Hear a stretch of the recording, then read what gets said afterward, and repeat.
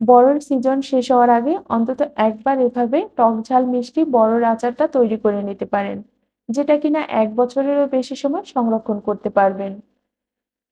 খিচুড়ি অথবা সাদা ভাতের সাথে কিন্তু অনেক বেশি ভালো লাগে এরকম টক ঝাল মিষ্টি বড়র আচার। আচারটা তৈরি করার জন্য এখানে ১ কেজি পরিমাণ বড়ই নিয়েছি। আর বড়ইগুলোকে খুব ভালো করে পরিষ্কার করে ধুয়ে নিয়েছি।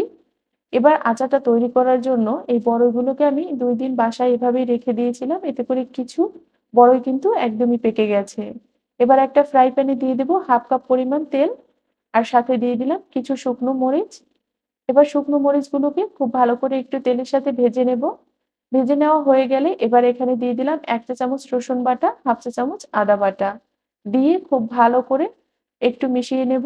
আর খুব ভালো করে আদা রসুনটাকে একটু টেলে এর কাঁচা গন্ধটা যখন চলে যাবে, খুব সুন্দর একটা স্মেল আসবে, তখন এখানে আগে থেকে পরিষ্কার করে রাখা বড়ইগুলোকে দিয়ে দেব।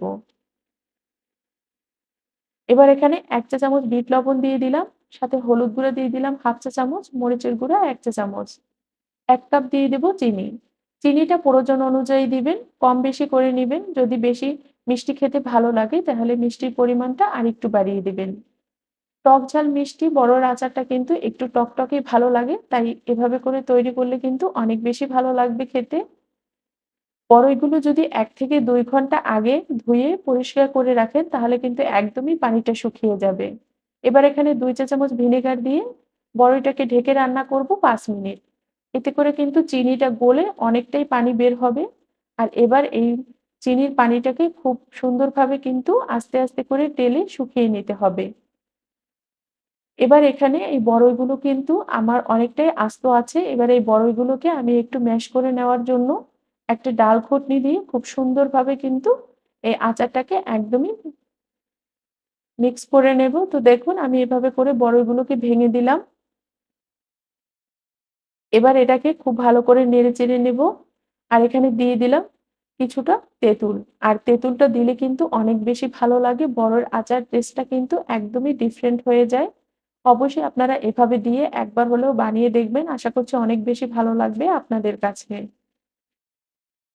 এবার খুব ভালো করে মিশিয়ে প্রায় ৪ থেকে ৫ মিনিটের মতো বড়ইটাকে আমি রান্না করে নিয়েছি। দেখুন কতটা থিকনেস এ চলে এসেছে। এবার ১/২ চা চামচ চিলি ফ্লেক্স আর ১ চা চামচ দিয়ে দিলাম পাঁচফোড়ন।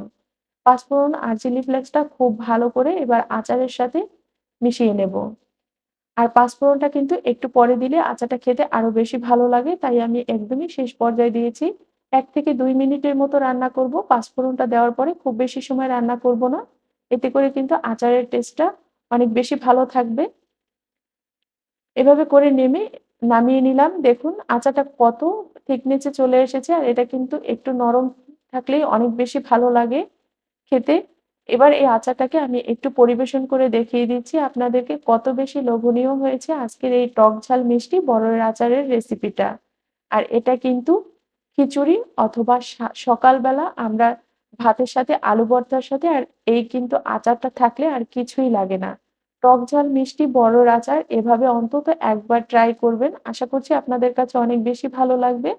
আর এটা সংরক্ষণ করার জন্য অবশ্যই যখন এই আচারটা খাবেন চামিচ ব্যবহার করবেন। এতে করে কিন্তু আচারটা আর নষ্ট হওয়ার কোনো ভয় থাকবে না। অনেকদিন পর্যন্ত রেখে খেতে পারবেন। এবার এটাকে পরিবেশন করে নিচ্ছি। সামান্য একটু চিলি ফ্লেক্স উপর থেকে দিয়ে দিলাম। আর এই আচারটা কিন্তু অনায়াসেই ১ বছরের বেশি সময় রেখে খেতে পারবেন। এ পর্যন্ত দেখার জন্য অসংখ্য ধন্যবাদ। যদি ভিডিওটি ভালো লাগে তাহলে অবশ্যই চ্যানেলটিকে সাবস্ক্রাইব করে সাথে থাকবেন। আর আপনার মতামত জানাতে ভুলবেন না। অবশ্যই একটা লাইক দিয়ে সম্পূর্ণ ভিডিওটা দেখবেন। আজকের মতো এখানেই শেষ করছি। সবাই ভালো থাকবেন। খোদা হাফেজ।